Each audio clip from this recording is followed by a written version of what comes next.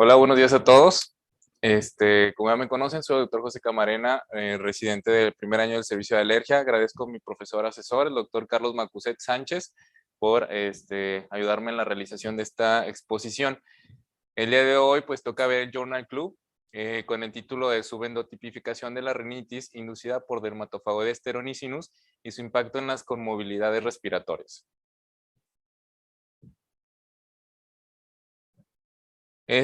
Aquí tenemos un poco sobre la revista y el artículo, que justamente el año pasado estaba celebrando 10 años de empezar a publicar. Se llama The Journal of Allergy and Clinical Immunology in Practice. Y aquí tenemos un poco sobre la carátula del journal que vamos a revisar el día de hoy. La revista tiene un factor de impacto de 14.29, bastante aceptable, y ocupa el puesto 2 de 27 en la categoría de alergia y el 17 de 162 en la categoría de inmunología, de acuerdo a Journal Citation Reports del 2021. Y la fecha de publicación fue el 29 de noviembre del 2022, y aquí dejamos el DOI por si lo quieren, que volver a revisar. En cuanto al autor, pues encontramos que es Sergio De Marchi, quien trabaja actualmente en el Departamento de Medicina de la Universidad de Udine, en la Escuela de Medicina de este mismo, pues digamos, ciudad. Es una ciudad pues bastante pequeña, sin embargo ya hace estudios muy atractivos como el que vamos a revisar el día de hoy. Son 120,000 habitantes aproximadamente en esta ciudad, que es una ciudad universitaria, y este autor tiene 6 publicaciones. Aquí vemos un poco sobre la universidad. Es como su edificio principal, es una universidad pequeña pero muy bonita, y aquí tenemos una fotografía sobre cómo es la ciudad. Y empezamos con la introducción. Bueno, como antecedentes, pues se comenta que las reacciones inmunitarias de tipo 2 representan más del 80% de los pólipos nasales en Europa y Estados Unidos, así como en los endotipos de rinosinusitis crónica con pólipos nasales. La rinitis alérgica es un factor de riesgo para el asma y está asociado con condiciones crónicas como la rinosinusitis. Aunque la evidencia reciente aumentó la comprensión de la rinosinusitis crónica y la rinitis alérgica, la literatura no es concluyente con respecto al papel de la alergia en la rinosinusitis crónica con pólipos nasales, que por eso se aborda en este artículo. Un estudio reciente a largo plazo mostró que los endotipos de la rinitis inducida por Dermatofagoides sternonicinus representaban factores de riesgo para desarrollar la rinosinusitis con pólipos nasales, y los pacientes con rinitis alérgica local y rinitis alérgica dual tenían más riesgo que aquellos con rinitis de sensibilización sistémica. Aquí hago un poco de énfasis sobre qué es la rinitis alérgica dual, ya que es un término que se está agregando últimamente. Es la reactividad nasal a los aeroalérgenos con y sin sensibilización a las pruebas cutáneas positivo coexistentes en el mismo individuo. O sea, una coexistencia de rinitis alérgica sistémica con rinitis alérgica local. En estos endotipos emergentes, la progresión hacia rinosinusitis a menudo se asoció con el desarrollo de asma de inicio en la edad adulta. Continuamos con los antecedentes, y pues en este estudio se identifica la rinitis por sensibilización sistémica inducida por Dermatofagoides sternonicinus en 2 subpoblaciones de pacientes, los cuales pues son en ausencia de sensibilización a los ácaros mediado por células T, y en los que sí están la presencia de sensibilización mediada por células T. Esta se llevó a cabo por la detección en el resultado positivo de la prueba de parche de atopia para Dermatofagoides sternonicinus en asociación con la sensibilización a ácaros mediada por IgE. O sea, tenían que tener la sensibilización a IgE tenía que estar sí o sí, ya sea por pruebas cutáneas o por IgE específica sérica, y además había quienes sí y quienes no estaban sensibilizados para la respuesta tardía. Estos subendotipos muestran diferencias en el riesgo a largo plazo de la rinosinusitis crónica con pólipos nasales y conjuntivitis alérgica, y en la respuesta de las vías respiratorias nasales a la exposición de los ácaros. Ahorita vamos a ver cómo se confirmó todo este previo que se comentaba. En cuanto al diseño del estudio, pues fue un estudio observacional prospectivo. Se realizó durante 15 años en un solo centro académico, Departamento de Medicina de la Universidad de Udine. Fue una gran cohorte de pacientes adultos con rinitis alérgica persistente o perenne inducida por Dermatofagoides sternonicinus. El objetivo principal de este estudio fue probar la hipótesis de que la rinitis alérgica inducida por Dermatofagoides sternonicinus podría dividirse en dos subendotipos sobre la base de la presencia o ausencia de una sensibilización de ácaros mediada por células T, como ya lo habíamos comentado. Y el objetivo secundario también fue bastante interesante porque se evaluaron las diferencias en la respuesta de las vías respiratorias nasales a la exposición a los ácaros y en el riesgo de desarrollar la rinosinusitis y otras comorbilidades respiratorias que ahorita ya vamos a ir desglosando. En cuanto a los criterios de inclusión, pues como comentábamos, adultos de 18 a 35 años, antecedentes de rinitis persistente o perenne, de moderada a grave la mayoría de los días del año, y la sensibilización a Dermatofagoides sternonicinus mediadas por IgE, detectada mediante prueba cutánea o IgE sérica específica, o respuesta positiva a la prueba de provocación de alérgenos nasales con el Dermatofagoides sternonicinus. Entonces, los criterios de inclusión, como lo vemos, pues son muy claros, no dan juego a pensarle en otra cosa. El diseño de estudio, el tratamiento incluyó los corticoides inhalados como terapia de primera línea para pacientes con rinitis moderada a grave, y según los síntomas, los pacientes recibieron ciclos de 4 a 8 semanas de 1 o 2 dosis diarias de corticosteroides inhalados, que pues son los que normalmente nos pautan las guías. También se utilizaron antihistamínicos orales de segunda generación en combinación con los corticosteroides, intranasales, para aliviar los síntomas de las exacerbaciones estacionales causadas por la sensibilización al polen cuando la monoterapia con esteroides fue insuficiente. Los pacientes que, continuamos con el diseño de estudio, los pacientes que cumplieron con el diagnóstico clínico de rinosinusitis crónica se les realizó una tomografía de senos paranasales y endoscopía nasal para la evidencia objetiva de inflamación sinusal con pólipos. Se confirmó todo esto. La gravedad de la poliposis por endoscopía se clasificó en 3 grados. El grado 1 limitada nada más al meato medio. El grado 2 se extiende más allá del meato medio, pero no causa obstrucción total. Y el grado 3 que llena la totalidad y causa obstrucción. A los pacientes con antecedentes de síntomas respiratorios se les realizó una espirometría para documentar la presencia de asma. Se les hizo abordaje completo a los pacientes. Y en cuanto a los sujetos de estudio, fue un total de 515 pacientes en inicio, 334 mujeres y 181 hombres con rinitis inducidas por el Dermatofagoides sternonicinus, y se asignaron a 2 subpoblaciones. El primer subendotipo incluía pacientes, como ya hemos comentado, positivos a pruebas de punción cutánea o IgE sérica específica y con respuesta positiva al test de provocación con alérgenos nasal y con Dermatofagoides sternonicinus, que dieron positivo a la prueba de parche. Y el segundo subendotipo incluía pacientes con respuesta positiva al test de provocación nasal y sensibilización a ácaros mediada por IgE y células T detectada por pruebas de punción cutánea o inmunoglobulina específica y los pruebas de parche positivos.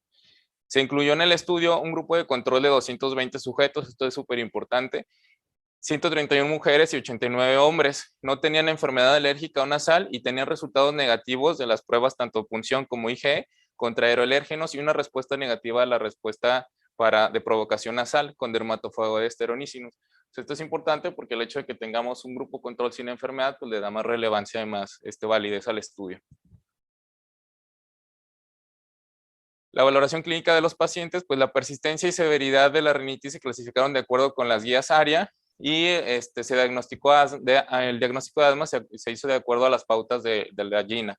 De acuerdo al primer diagnóstico de asma, los pacientes se clasificaron en asma de inicio en la infancia, menor de 18 años, o ya de inicio en la edad adulta.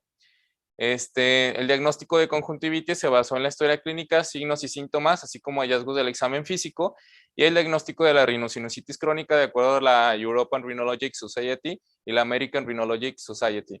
El diagnóstico de dermatitis atópica fue clínico, teniendo en cuenta con las guías UK Working Party y la American Academy of Dermatology. O sea, se basaron al final de cuentas en todas las guías internacionales más validadas, ¿no? Más utilizadas. Las pruebas, cuanto a las pruebas, primero con las pruebas de punción cutánea IgE sérica total. Las de punción se realizó con el panel de prueba de punción estándar para 18 aeroalérgenos realizada en Lofarma, Milán, Italia, y por Lofarma en Milán, Italia, y el valor de corte positivo de IgE específica fue de 0.35 kilounidades por litro.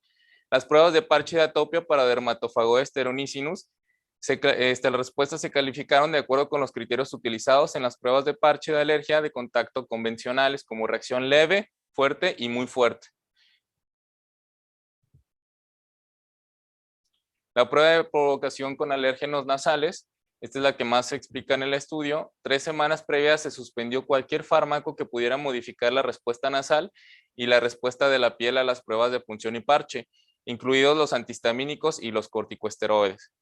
En pacientes con sensibilización al polen coexistente se realizó esta prueba con dermatofagoesteronicinos fuera de la temporada de polen para evitar influir en los resultados. O sea, aquí tuvieron en cuenta este probable factor que haya afectado. Y la primera visita, un resultado para la prueba de provocación positivo se consideró como un aumento en la resistencia total al flujo de aire nasal en 100%, una puntuación total de síntomas nasales de 6 o más y una puntuación de la escala analógica visual de más de 40 sobre 100.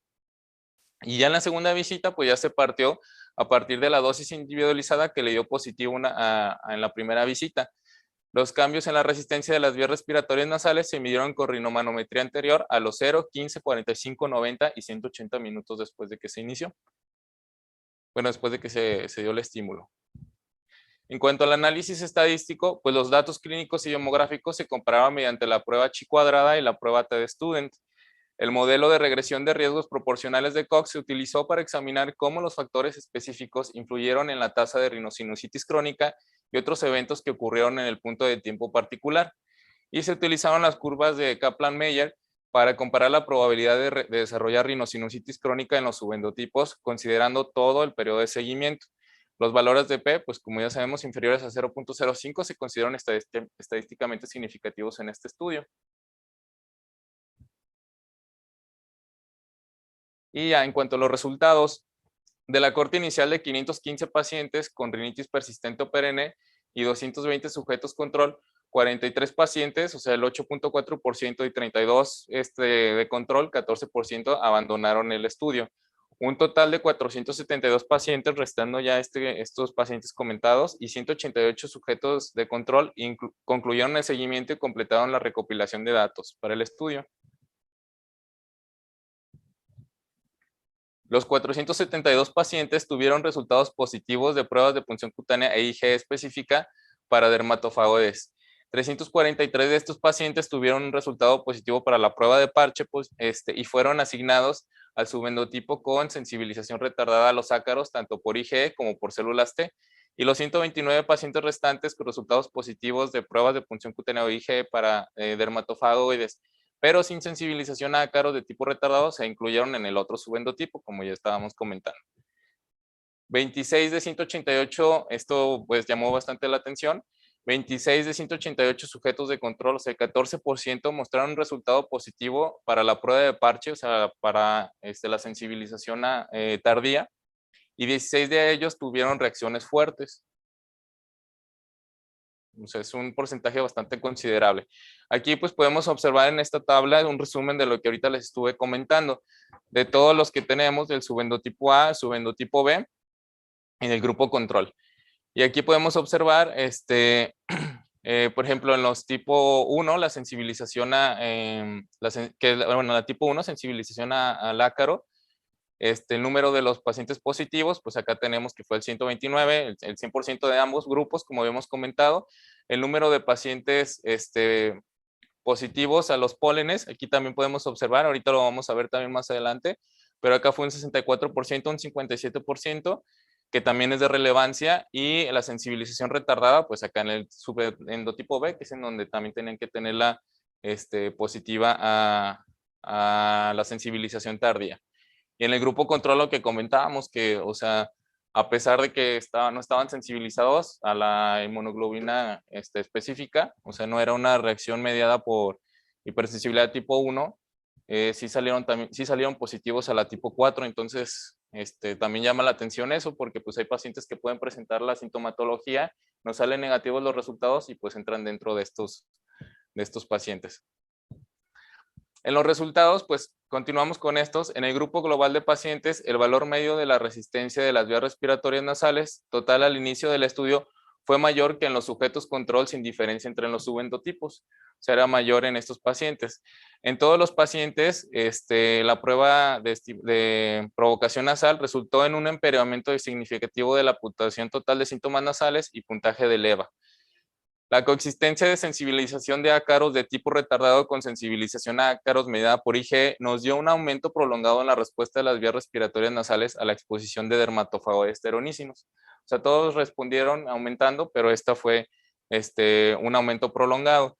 La resistencia de las vías aéreas nasales alcanzó su punto máximo a los 15 minutos, igual entre los dos subendotipos, pero la disminución posterior fue mucho más lenta en los pacientes a ácaros mediada por IgE y células T que en aquellos con solo sensibilización a ácaros mediadas por IgE. O sea, aquí ya nos vamos dando una idea de que pues, estos pacientes son los que tardan un poco más nos imaginamos que son los que tardan más en responder al tratamiento o que tienen más comorbilidades. Ahorita vamos a ver, ya se empieza a observar aquí eso.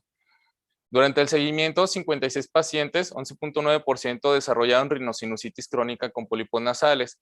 En el grado 1, como ya lo habíamos definido antes, 41 pacientes. En el grado 2, 15 pacientes y grado 3 con obstrucción total, no hubo ningún paciente. La pérdida del olfato fue una característica común con mejoría transitoria con ciclos cortos de corticosteroides sistémicos. 12 pacientes fueron sometidos a cirugía funcional endoscópica de senos paranasales. El examen histopatológico del tejido del pólipo reveló eosinofilia tisular en todos los casos y la tasa de desarrollo de rinosinusitis crónica fue mayor en hombres que en mujeres. Y la rinosinusitis crónica fue más frecuente en el subendotipo con sensibilización a ácaros mediada por IgE y células T versus el endotipo de sensibilización de tipo retardado. Entonces aquí sí observamos una clara de 14.6 a 4.6, pues sí es muy significativo. Y aquí observamos una tabla donde observamos las curvas de Kaplan-Meier, donde se demostró la diferencia entre la probabilidad de rinosinusitis crónica en las subpoblaciones con un mayor riesgo en el subendotipo de sensibilización a ácaros y células T. Aquí podemos observar cómo el subendotipo B, que es el que tiene ambas sensibilizaciones, pues a largo plazo tenemos un riesgo acumulativo mayor de padecer rinosinusitis crónica versus los que solamente están sensibilizados solo por IgE. Entonces aquí ya nos damos una idea también de que estos pacientes que tienen ambas sensibilizaciones, que luego somos los que nosotros llegamos a ver en consulta, y tenemos con un cuadro muy aparatoso ya de rinosinusitis, con pólipos, podemos pensar que tal vez está con una sensibilización también mediada por una reacción tipo 4. Y la prevalencia de asma de inicio en la infancia fue mayor en el subendotipo con sensibilización a los ácaros mediada por células T e IgE, o sea, la que tenía los dos. Sin embargo, el asma de inicio en la edad adulta no difiere entre ambos grupos. Se encontró asma alérgica en el 30%, en un tercio de los pacientes, con una mayor prevalencia en el subendotipo con sensibilización a ácaro por IgE y células T que en el sin sensibilización a ácaro. O sea, todo esto también les conlleva un mayor riesgo de padecer asma. Todos los pacientes concluyeron el seguimiento a 15 años. Los pacientes con sensibilización a ácaros por IgE y células T que progresaron hacia el asma del adulto mostraron un vínculo más frecuente de rinosinusitis crónica. Además, estos pacientes también, aparte de que están con asma, también se les agrega otro factor de riesgo más importante de padecer rinosinusitis. Pacientes con sensibilización a ácaros solo por IgE solo tenían una mayor prevalencia de tener más sensibilización a polen, comparación de los que estaban con ambas sensibilizaciones. Se encontró conjuntivitis con una mayor prevalencia en el subendotipo con sensibilización a ácaros, tanto mediada por IgE como por células T. Entonces ya vamos 3 enfermedades que estamos observando que aumenta mayor su prevalencia.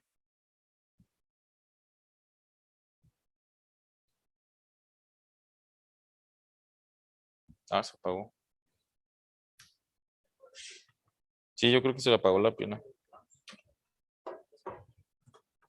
Ahí está. Y bueno, ya entrando a la discusión. Este estudio observacional prospectivo realizado durante 15 años identifica en la rinitis alérgica los dos subendotipos que ya platicamos. Bueno, las dos subpoblaciones. Los pacientes con sensibilización a ácaros medida por IgE y células T tienen mayor riesgo para el desarrollo de rinosinusitis crónica y conjuntivitis que aquellos con sensibilización a ácaros solo por IgE. Una verdadera reacción de hipersensibilidad retardada debe incluir una respuesta orgánica confirmada.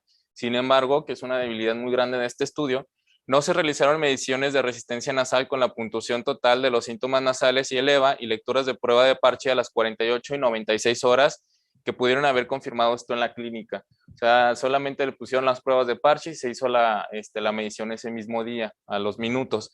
Sin embargo, pues nosotros sabemos que las pruebas de parche pues realmente se tienen que evaluar 2 a 3 días posteriores para ver qué tanto fue la reacción.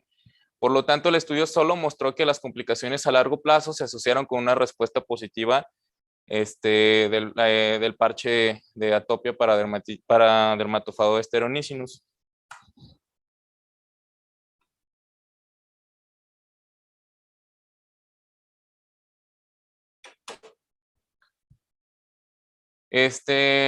La prueba de parche de atopia se introdujo como una técnica para evaluar la sensibilización de tipo 4 a los aeroalérgenos, como ya conocemos.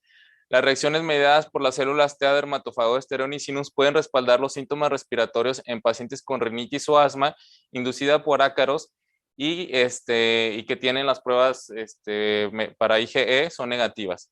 En estos pacientes, las pruebas de parche puede ser la única prueba con resultado positivo y su positividad se considera necesaria para establecer que la hipersensibilidad retardada es responsable de los síntomas. O sea, hay pacientes donde puede ser tanto las pruebas cutáneas como las IgE pueden llegar a ser negativas por alguno u otro factor que en ese momento salieron así nuestro paciente, pero se pudiera llegar a evaluar la hipersensibilidad tipo 4 con las pruebas de parche cutáneas. Se detectó un resultado positivo de la prueba de parche en el 14% de los resultados de los sujetos control, a pesar de que ninguno de ellos, como ya hemos comentado, tenía enfermedad atópica o antecedentes de la misma. Aunque no se puede descartar la posibilidad de una reacción falsa positiva, en la opinión de los autores, estos hallazgos también podrían sugerir que en algunos sujetos pueden existir un resultado positivo aislado de la prueba de parche sin enfermedad clínica. En el presente estudio se realizaron mediciones de las pruebas de provocación nasal durante un máximo de 180 minutos, aunque se sabía que este intervalo de tiempo pues, no es suficiente para medir una reacción retardada mediada por las células T. Esto es pues, muy importante y la verdad es que es el sesgo más grande que encontré, que noté en este estudio. Sí, pero como que tardan en agarrar.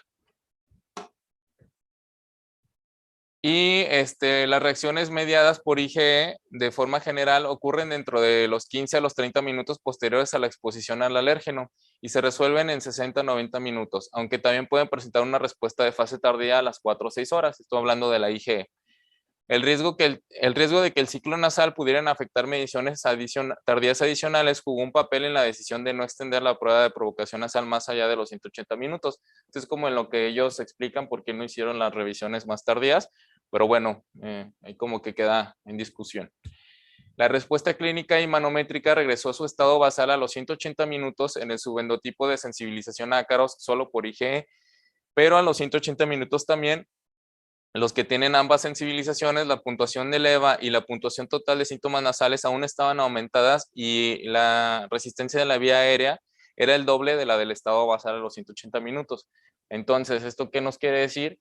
Que la respuesta fue igual al inicio para ambas sensibilizaciones, pero la que tardó más en responder o en retirarse fue la que también tenía la de respuesta tardía. Entonces también podemos pensar en esto si lo traspolamos a nuestros pacientes, pues los pacientes que tardan más en responder al tratamiento en comparación a los que responden rápidamente. El mayor riesgo de rinosinusitis crónica fue en el subendotipo con sensibilización a ácaros medida por ambas. Este es un factor predictivo independiente y sugirió que la sensibilización a ácaros de tipo retardado puede desempeñar un papel en el desarrollo de la rinosinusitis crónica con pólipos. La sensibilización al polen no mostró asociación con la rinosinusitis crónica y estos resultados hacen menos probable la influencia de un papel de predisposición o aceleración de la sensibilización al polen en estos pacientes. O sea, ahí no tiene nada que ver con los pólenes, ¿no? Y en este estudio se encontró asma alérgica en alrededor de un tercio de los pacientes. El asma se asoció con una prueba de parche positiva, pero la relación principal se limitó nada más al asma de inicio en la infancia, y el subendotipo con sensibilización a los ácaros mediada por IgE y células T mostró una mayor prevalencia de asma de inicio en la infancia, mientras que no se encontraron diferencias entre los grupos para el asma de inicio en la edad adulta. Los pacientes con sensibilización a los ácaros mediada por IgE y células T que progresaron hacia el asma del adulto mostraron un vínculo más frecuente con rinosinusitis crónica. O sea, los que sí les dieron en la adultez, pues tenían más relación con pólipos. Mientras que los pacientes con sensibilización a los ácaros mediada por IgE tuvieron una mayor prevalencia de sensibilización a polen. O sea, la única diferencia es que si fue solo por IgE, son solamente pólenes, realmente no se relacionó ninguna otra patología de más importancia. En los pacientes adultos, la tasa de dermatitis atópica no difirió entre los subendotipos y la enfermedad no se asoció con sensibilización tardía a los ácaros, lo que confirma que la prueba de parche puede estar relacionada con alergia respiratoria incluso en pacientes sin dermatitis atópica. O sea, la dermatitis atópica no hubo tanta variación. Y se encontró conjuntivitis en casi la mitad de los pacientes con rinitis, con una mayor prevalencia en el subendotipo con sensibilización a ambas. Y el subendotipo con sensibilización mediada por las dos, la tasa de pacientes con síntomas clínicos fue mayor en el que con sensibilización a ácaros mediada de forma única por IgE, o sea, la clínica, hablando de la clínica exclusivamente. Hasta donde se sabe, este es el primer informe sobre el impacto de la sensibilización a los ácaros de tipo retardado en rinosinusitis crónica y otras comorbilidades respiratorias, así como la respuesta de las vías respiratorias nasales a la exposición en los ácaros en rinitis alérgica. Este estudio indica que se pueden identificar dos subendotipos con resultados clínicos de forma notoria diferentes entre los pacientes con rinitis alérgica inducida por el dermatofago Staphylococcus según la presencia de sensibilización de tipo retardado.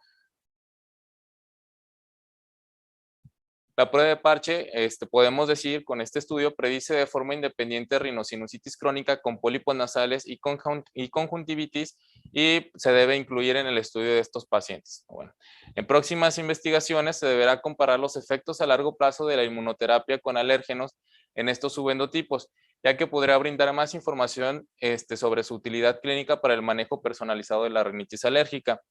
Recordar que la inmunoterapia es el único tratamiento de la rinitis alérgica que se dirige a la fisiopatología subyacente y tiene el potencial de alterar la historia natural de la enfermedad.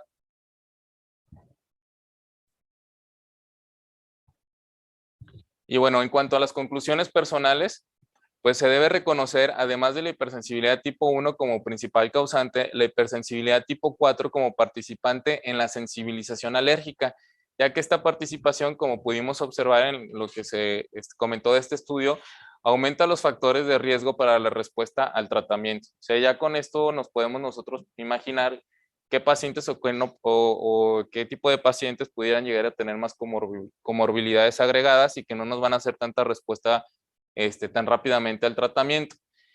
Se comprobó a lo largo de 15 años la existencia real de los dos subendotipos que ya comentamos durante todo el estudio y su asociación con múltiples comorbilidades e incluso el factor pronóstico que representan. En un futuro se podrán instaurar pruebas de parche para valorar la hipersensibilidad tipo 4 agregada y con esto conocer de una manera más detallada el pronóstico del paciente y las probables comorbilidades que se puedan llegar a agregar. Sin embargo, pues de todos modos, al final de cuentas, lo que nos comenta también en el artículo es que hasta el momento el tratamiento continúa siendo la inmunoterapia para estos pacientes. Esperemos que en algún futuro llegue a haber una terapia específicamente para estos pacientes que también tienen esta hipersensibilidad tipo 4, sin embargo, pues ahorita continuamos en las mismas, nada más conocemos que existen los dos subpoblaciones o dos subendotipos de estos y que ya nos podemos dar un pronóstico de cómo les va a ir a tal o tal paciente dependiendo de la sensibilización. En cuanto al checklist, pues bueno, ¿por qué se realizó el estudio? Para poder probar la hipótesis de la existencia de dos subendotipos asociados a la sensibilización a Dermatofagosteronísinus y la respuesta de la vía aérea a la exposición, así como las comorbilidades agregadas. ¿Qué tipo de estudio se realizó? Fue un prospectivo observacional. ¿Fue apropiado el diseño del estudio para el campo de investigación examinado? Sí, ya que se seleccionaron adecuadamente los pacientes con criterios de inclusión claros y a lo largo de un tiempo bastante considerable, que fueron 15 años. Fue ético el estudio, sí, ya que fue autorizado por el Comité de Bioética de dicho hospital y todos los pacientes dieron su consentimiento por escrito. Fue original, como habíamos comentado, es el primer estudio prospectivo que comprueba la clasificación de los dos subendotipos de sensibilización a dermatofagoasteronísinus. O sea, ya existían pues como la teoría y solamente en este estudio pues se terminó de confirmar. ¿Pueden los resultados del estudio aplicarse a la población local? Pues ahorita podría ser, ya que en estos casos seleccionados de pacientes con refractariedad al tratamiento se podrá valorar la participación de la hipersensibilidad tipo 4. Se estudiaron las materias en circunstancias de la vida real, sí, ya que fueron pacientes que acudían a la consulta de este centro. Y son creíbles los resultados y de ser así son clínicamente importantes, sí, y ya que fue un seguimiento adecuado a largo plazo de los pacientes con objetivos claros y preguntas bien formuladas que podrían favorecer en un futuro el tratamiento de los pacientes. Hubo una comparación independiente y si ciega con un estándar de referencia, sí, se realizó comparación entre los dos subendotipos y además con un grupo control sin enfermedad, que fue bastante importante. Se describieron los métodos para realizar la prueba con suficiente detalle para permitir la replicación, sí, ya que los procedimientos y cuestionarios utilizados están validados y estandarizados. Solamente aquí poner pues que la prueba de parche no se valoró suficiente tiempo después para considerarse una realmente tardía y los resultados cambiarán mi manejo. Actualmente se continúan las directrices dictadas por las guías internacionales, sin embargo en un futuro se podrá tomar en cuenta estos resultados para redireccionar los tratamientos y principalmente pues un factor pronóstico para nuestros pacientes que tengan estos dos tipos de hipersensibilización. Y pues bueno, por mi parte sería todo. Agradezco a los presentes en línea, los presentes aquí con nosotros. Si tienen alguna duda o pregunta, quedo a sus órdenes.